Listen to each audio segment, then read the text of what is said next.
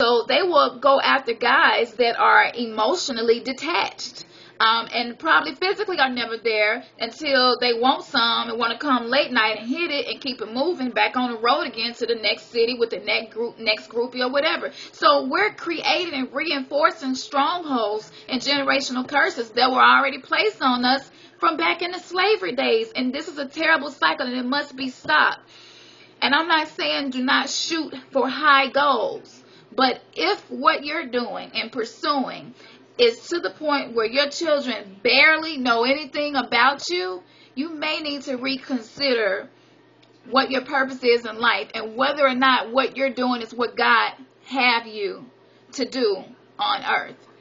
And it's selfish ambition, but it conceals itself in drive. It conceals itself in, I just want to make sure my children will have everything that they need. Monetary, that's great. But selfish ambition, it has all kinds of masks, and it's like a chameleon. And so many people are self-deceived, and they really believe that what they're doing isn't selfish ambition, when in fact it is. That's a whole other issue. When Jesus walked past the fig tree, there were no figs on it, even though it was a little early in the year. He gave the tree time, 4 years, if I'm not mistaken. He went back. There still were no figs on the tree, so he cut it down. He cursed the tree. A lot of people are trying to pursue a career that not only God has not called them to do, but he's cursed it because it is not producing any fruit, and it's also causing more curses to be produced in their family, in their children.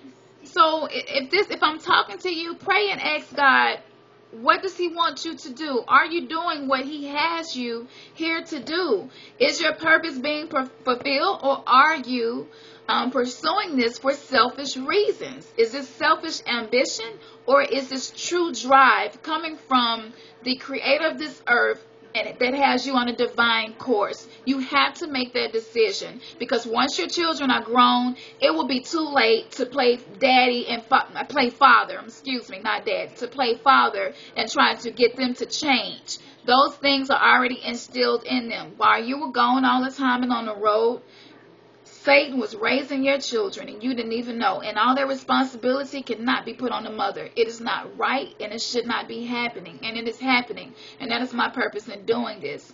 A lot of single mothers, we love our children's fathers. We do. But it's so much healing needed. It's so much hurt that we're holding in. We've been taught to suck it up, be tough, and hold it in.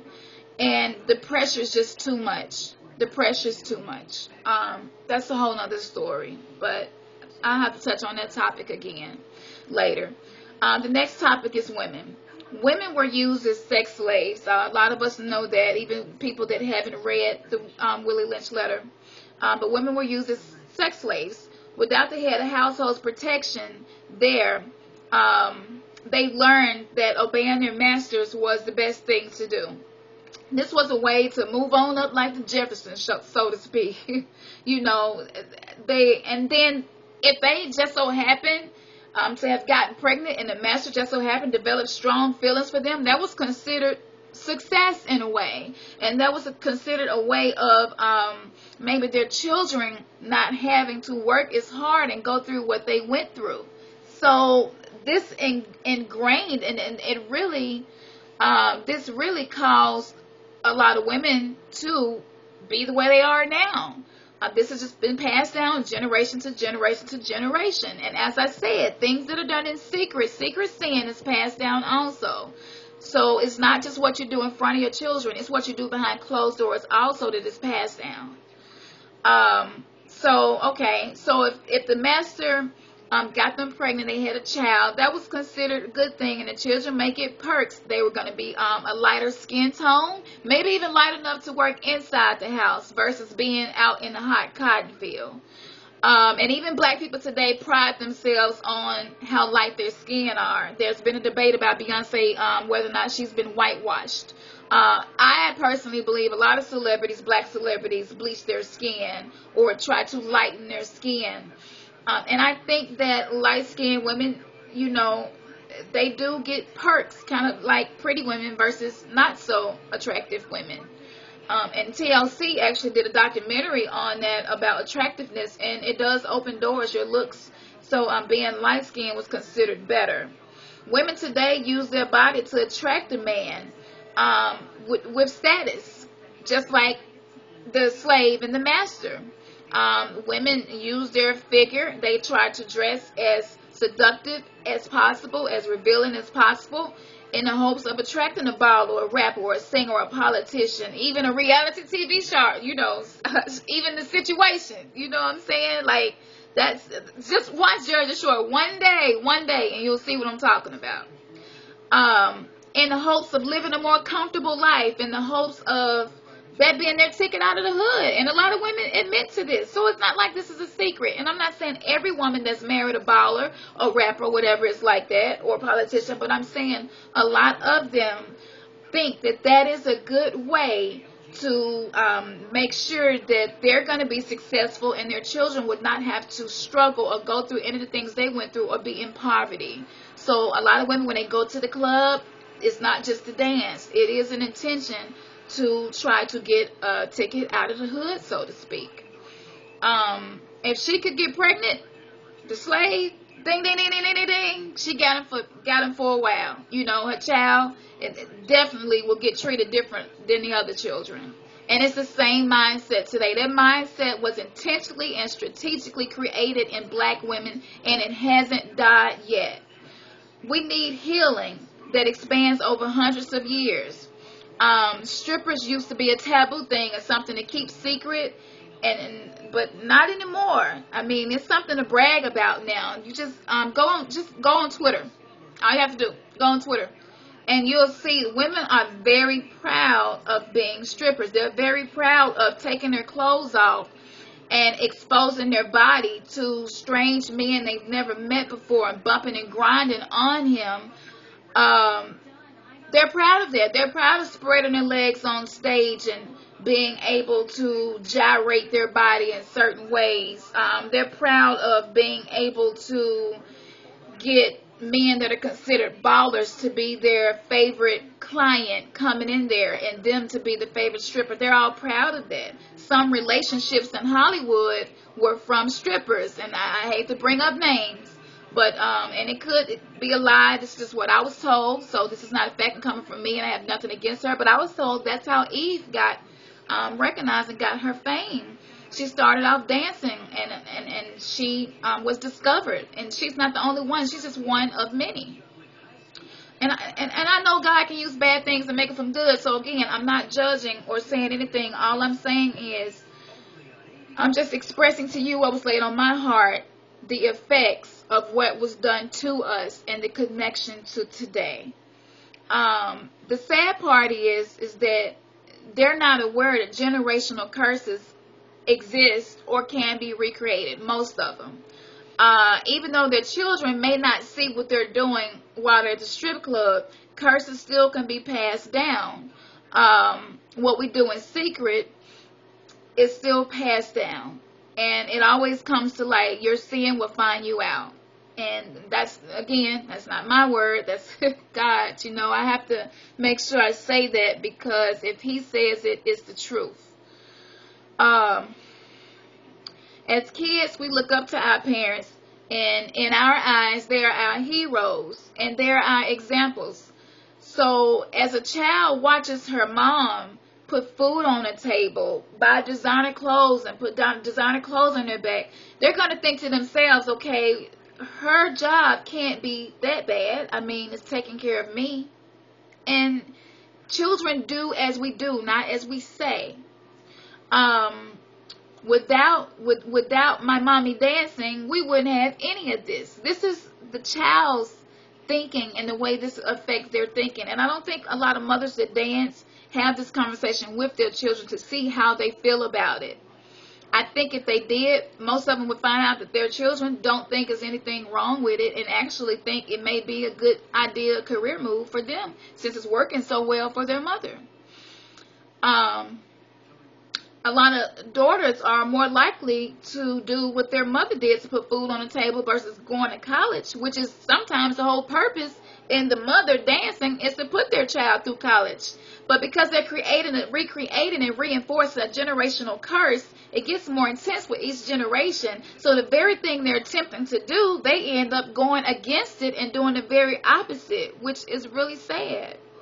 I'm not putting anybody down. I'm just sharing the revelation that God gave me. I worked in a strip club, and no, I wasn't stripping, but I was a waitress, and I wanted to bartend, but somebody else got that job before I did. But anyway, I know y'all gonna be tripping out about that, huh? Like I told you, I don't have anything. I'm not ashamed of anything, anywhere I've been, anything I experienced, said, or done, because we all are a work in progress. And I think when we start being real, that's when people will start being healed. So I watched what they went through. And a lot of them were not there because that was what they dreamed of becoming when they grew up, okay? Some of them had sick parents at home that took medication and chemo, did not have any insurance. They were trying to pay for that. Some of them had sick children. Some of them were going to school, or children were getting ready. They were trying to get their children ready for college so that they would have the money needed. And some of them were just trying to keep the lights on. So you can't be so quick to judge people, and that's why I'm not judging. But there are ways to break this stronghold and go into a career that's more respectable, that your children will look up to you for the right reasons. There is a way of doing that. And you could always, there are churches on every corner here in Memphis. I don't know about where you all are, but there's always somebody within your vicinity that can be help to you.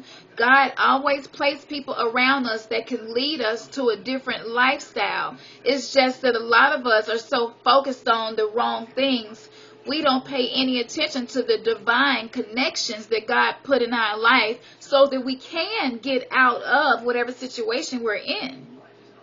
And that's a whole nother video. If you all want me to do a video on that, just comment and let me know. And I will do a video and tell specifics on how to get out of certain lifestyles. And I've addressed homosexuality, bisexuality, and some of those things. But some of these things specifically or anything different, just let me know. And I'll do a video on how to get out of these lifestyles. So the second thing was, while I was working there, I noticed a lot of women came from broken homes themselves. So again, there wasn't a father in the home. And like I said, Willie Lynch did a really good job, obviously. He said in his letter, he said that this will work, I think, for about 100 to 200 years, if I'm not mistaken, 300 max. So we're right at that turning point. And I think if everyone put in their part and give whatever they have to offer, I think we can make a difference. Black women, back to the black women in slavery days, they were sold for sexual gratification purposes, not just to work outside. Black women became like a fantasy, almost a fetish for Caucasian men. Our body was made different than what they were used to, the curves, you know.